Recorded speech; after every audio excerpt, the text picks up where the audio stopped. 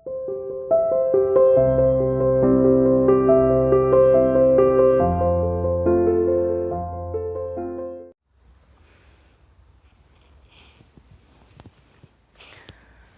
Morning students, how are you?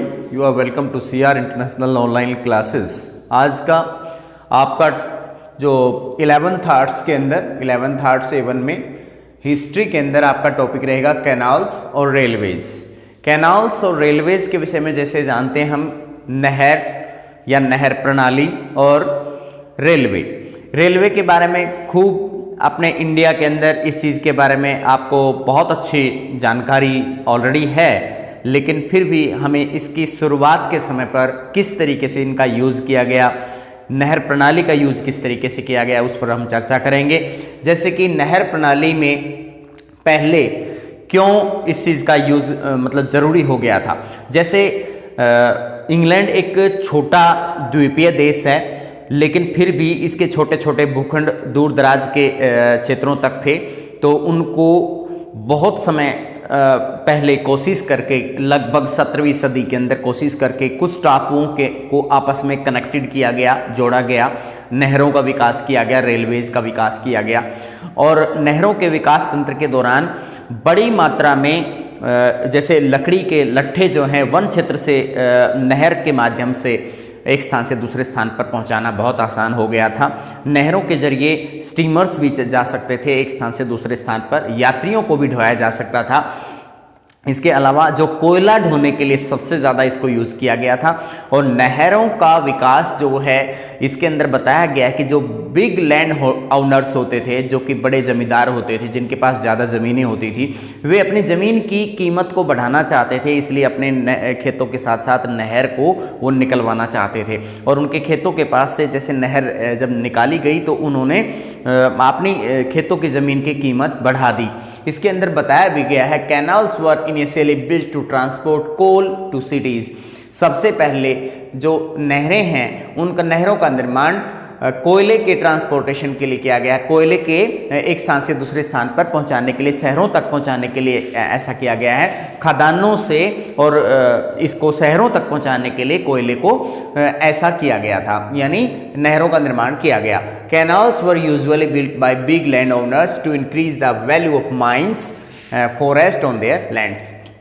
यहाँ पर बताया गया है कि नहरों का निर्माण इसलिए भी किया गया था कि जो बड़े बड़े जमींदार थे अपनी ज़मीन की वैल्यू बढ़ाना चाहते थे। जो उनके खेतों के अंदर वन क्षेत्र होता था या फिर जो माइंस होती थी, जो उनके खेतों के अंदर जो माइंस थी उनकी कीमतें बढ़ाना चाहते थे। ये माइंस के अंदर जो संसाधन निकल रहा है, जो रिसोर्स निकल रहा है, उसकी कीमत वो बढ़ाना चाहते होंगे शायद इस चीज़ का, क्योंकि वो हर चीज़ जो प्राइवेटाइजेशन के अंदर आपस में जो होड़ होती है एक तरह से निजी ठेकेदारों में, वही बात यहाँ पर सामने आ रही है कि कैनाल का जो इस्तेमाल है शुरुआत के अंदर वजन ढोने के लिए, एक स्थान से दूसरे स्थान पर जाने के लिए, यात्री परिवहन के लिए और खेती के पर्पज से भी किया गया।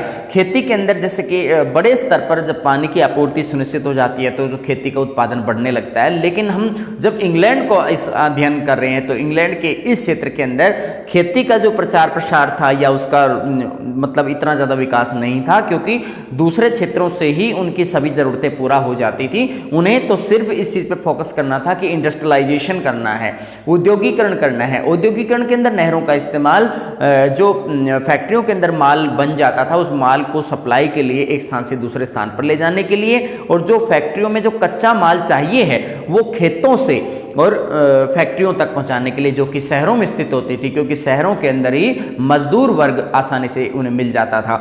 तो इस तरीके से बेहतर कनेक्टिविटी बनाने में नहरों ने भी बड़ा योगदान दिया। तो नहरों की जो सिंचाई प्रणाली के अंदर बड़ा योगदान है इसका, ये मतलब जो भी नहर प्रणाली है या रेलवे है, इसको बनाने में जैसे जिस भी तरह का साइंटिस्ट का जो योगदान रहा है उसमें खास तौर पर इंग्लैंड के अंदर इतने खोज कार्य हुए हैं कि उन्होंने इसको जो मतलब जो नहर प्रणाली को अपने लिए इतना लाभान्वित किया कि वो सारे क्षेत्रों को पीछे छोड़ते हुए आगे निकल गया। यहाँ पर इस्पात निर्माण बड़े पैमाने पर होता था और उस एक स्थान से दूसरे स्थान पर उसको भेजने की भी द्रुत व्यवस्था की वजह से सबसे तेज गति से औद्योगिकरण की जो प्रक्रिया है वो इंग्लैंड के अंदर देखने को मिली। यहाँ नहर प्रणाली के बारे में जैसे जेम्स ब्रंडले का नाम आता है इसके अंदर, तो उन्होंने जैसे नहर के डिजाइन को तैयार किया था। इसके बाद है रेलवे के अंदर जैसे जेम्स वाट का नाम आता है, न्यूकॉमन का नाम आता है, जिन्होंने भाप इंजन का निर्माण किया। भाप इंजन का इस्तेमाल पहले रेलवे के अंदर किया गया था। रेलवे का इस्तेमाल भी एक बेहतर कनेक्टिविटी के लिए जाना जाता है। हमारे इंडिया के अंदर जो कि हमारा भारत उपमहाद्वीप कितना बड़ा क्षेत्र है, इसमें बेहतर कनेक्टिविटी चाहे उत्तर में जैसे कि हम देख सकते हैं कि पंजाब या जम्मू और कश्मीर से रेलवे लाइनें स्टार्ट होती हैं और साउथ इंडिया तक कन्याकुमारी तक पहुंचती हैं। इसी तरह से पूर्वोत्तर भारत से ये रेलवे लाइनें स्टार्ट हो जाती हैं असम से, गुवाहाटी से, और हमारे साउदर्न जो वेस्टर्न रीजन है जिसमें राजस्थान बिलोंग करता है, गुजरात बिलोंग करता है, तो वहाँ तक ये पहुंचती हैं। तो कोई भी क्षेत्र ऐसा नहीं अछूता छोड़ा है जिसको मतलब रेलवे की बेहतर कनेक्टिविटी से नहीं जोड़ा गया है। वैसे अंतर्राष्ट्रीय स्तर पर अगर रेलवे के योगदान को देखते हैं तो लगभग पूरे विश्व में चौथे स्तर का रेलवे नेटवर्क हमारे इंडिया के पास है। बेहतर यहाँ पर जैसे परिवहन सुविधाएं हमारे पास मौजूद हैं। लेकिन हम जिस देश के बारे में पढ़ रहे हैं वो इस दुनिया का टॉप मोस्ट कंट्री है जो कि रेलवे के अंदर मतलब सबसे आगे निकल चुका था। उन्होंने छोटी 3 तरह की रेलवे लाइनें बिछवाई थी, जिसमें एक है ब्रॉड गेज, एक है मीटर गेज और एक है नैरो गेज। तो ब्रॉड गेज जो है 1 मीटर से ज्यादा होती है, लगभग 1 मीटर और 676 सेंटीमीटर। लेकिन दूसरी जो 1 मीटर होती है उसकी रेंज बिल्कुल एक मीटर होती है। एक लाइन से दूसरी लाइन के बीच में दूरी जो है 1 मीटर होती है। और जो नैरो गेज होती है 1 मीटर से भी कम चौड़ाई वाली होती है, तो उसकी रेंज 1 मीटर से भी कम यानी लगभग 600 से 700 के बीच पाई जाती है। तो इसमें तीनों स्तर का जो लेवल है वो जमीनी धरातल को देखते हुए किया जाता है। जो मैदानी इलाका है उसके अंदर ब्रॉड गेज का इस्तेमाल करते हैं या फिर मीटर गेज का इस्तेमाल कर लेते हैं। पहले हमारे यहाँ पर मीटर गेज भी बहुत इस्तेमाल हुआ है, लेकिन आज के समय में हमारे इस हरियाणा, राजस्थान, पंजाब इस इलाके के अंदर सभी मीटर गेज लाइनें ब्रॉड गेज में तब्दील कर दी गई हैं, बदल दी गई हैं और बड़े स्तर पर एक स्थान से दूसरे स्थान पर माल परिवहन करना आसान हो गया है। ज़्यादा बड़ी गाड़ियाँ इस पर ज़्यादा तेज गति से चल सकती हैं, ज़्यादा सुरक्षित हो गया है रेलवे नेटवर्क। इसी तरह का वहाँ भी सेम सिस्टम इंग्लैंड के अंदर भी था। वहाँ भी तीनों ही रेलवे नेटवर्क थे जिसमें ब्रॉड गेज, नैरो गेज और मीटर गेज को इस्तेमाल किया गया था। पहाड़ी क्षेत्रों के अंदर जैसे कि नैरो गेज इस्तेमाल ज़्यादा होता है, मैदानी इलाकों के अंदर ब्रॉड गेज ज़्यादा इस्तेमाल होता है। इस प्रकार जैसे इंपॉर्टेंस ऑफ रेलवे के अंदर हम जैसे जेम्स वॉट और न्यूकॉमन ने जैसे भाप इंजन का आविष्कार किया, फिर रुडोल्फ डीजल ने डीजल इंजन का आविष्कार किया, इनका इस्तेमाल रेलवे के लिए किया गया। खदानों से पर्याप्त मात्रा में कोयले को लेकर के या फिर किसी भी अन्य धातु को, इस्पात वगैरह को जो कि भारी भरकम लोहा है उसको लेकर एक स्थान से दूसरे स्थान पर ले जाने के लिए कितना किफ़ायती रहा होगा, कितना आसान बना दिया था इसने। जो औद्योगिकरण की प्रक्रिया को कितना तेज गति से संभव बनाया इसने, क्योंकि कच्चा माल है वो खदानों से उन्हें मिल रहा है, खदानों से रेलवे के जरिए वो फैक्ट्रियों तक पहुंच जाता है। फैक्ट्रियों में तैयार माल को दूसरे शहरों में भेजना है तो उसका रेलवे का इस्तेमाल हो सकता है आसानी से। Most of England had been connected by railway by 1850। 1850 के दशक तक इन्होंने बताया कि इसमें इंग्लैंड में रेलवे के अधीन इंग्लैंड का प्रत्येक कोना कोना इससे अटैच हो चुका था, जुड़ चुका था इससे, यानी वहां पर रेलवे का नेटवर्क का विस्तार ही इतना हो गया कि कोई शहर बचा नहीं। Means of transportation of goods and passengers, और किसके लिए इस्तेमाल होता था? वस्तुओं के लिए और यात्रियों के परिवहन के लिए इसका इस्तेमाल होता था। ये परिवहन के संसाधन के लिए सबसे ज्यादा इस्तेमाल होने वाली चीज थी। इसके बाद है बेटर कनेक्टिविटी। यहां पर एक इनके बीच में बेटर कनेक्टिविटी थी, विभिन्न शहरों के बीच की जो कनेक्टिविटी थी वो बहुत बेटर थी। इसके अंदर बताया गया है कि जो इंपॉर्टेंस ऑफ रेलवे है बेटर कनेक्टिविटी किस लिए, क्योंकि जैसे दिल्ली है, जैसे चेन्नई है, तो चेन्नई के अंदर मान लीजिए कोई प्रोडक्शन का कोई कारखाना वहां पे लगा हुआ है और उसकी जो बिक्री है दिल्ली के मार्केट में करानी है, तो जहां से बन के वो आएगा तो उसको दिल्ली भेजने के लिए ट्रांसपोर्टेशन के जरिए या भारी भरकम माल को भेजने के लिए भी इसका आसानी से वो मतलब उसको पहुंचाया जा सकता है, विभिन्न बाजारों से तक पहुंच सुनिश्चित हो जाती है, एक क्षेत्र के लोगों की दूसरे क्षेत्र के लोगों से पहुंच सुनिश्चित हो जाती है। यहाँ मतलब मल्टीपर्पज उसका यूज हो सकता है, जो लोग कर रहे हैं हम देख रहे हैं। बेटर कनेक्टिविटी एक स्थान की दूसरे स्थान से, एक क्षेत्र की दूसरे क्षेत्र से, एक संस्कृति की दूसरी संस्कृति से, मतलब बेटर कनेक्टिविटी देखने को मिलती है। अगर हम जैसे चाइना का एग्जाम्पल लेते हैं तो वहाँ पर जैसे कि तेज रफ्तार गाड़ियाँ वहाँ पर चलने लगी हैं, जिनको हम बुलेट ट्रेन के नाम से जानते हैं। तो हमारे इंडिया में भी भविष्य में ये चलने वाली है। तो इस तरह की बुलेट ट्रेन के जरिए दूर दराज के क्षेत्र, जो कि जैसे वहाँ पर एक ग्वांगझू शहर है, वहाँ पे जैसे बीजिंग शहर है, तो उनके बीच की दूरी काफ़ी है, लेकिन फिर भी उनके जो कनेक्टिविटी बहुत अच्छी है, दूर दराज के क्षेत्र से लोग वहाँ पर आसानी से पहुँच जाते हैं। जैसे जो चाइना के लगभग 4-4 हज़ार किलोमीटर का जो रेलवे नेटवर्क उन्होंने विस्तारित किया हुआ है, तो इसका एक बेटर एग्जाम्पल हम वहाँ से ले सकते हैं। इसके बाद है फास्ट इंडस्ट्रियलाइजेशन एंड कॉलोनाइजेशन। जब इंग्लैंड के पास पर्याप्त मात्रा में उद्योग वहां लग चुके थे, इतना ज़्यादा विस्तार उद्योगों का हो गया, तो कच्चे माल की प्राप्ति के लिए कंपटीशन होने लगा। तो उस चीज़ को संभव बनाने के लिए इन्होंने दूसरे देशों पर नज़र डालना शुरू किया, दूसरे देशों पर नियंत्रण करना शुरू किया। दूसरे देशों में व्यापारिक हैसियत से गए हुए उद्योगपति वहां जाकर के उन देशों के शासक बन बैठे, राजनीतिक सत्ता को अपने नियंत्रण में ले लिया, और इस तरह से उपनिवेशवाद की एक नई प्रवृत्ति का विकास इन रेलवे की वजह से, इन कैनाल्स की वजह से भी इनडायरेक्टली होता है।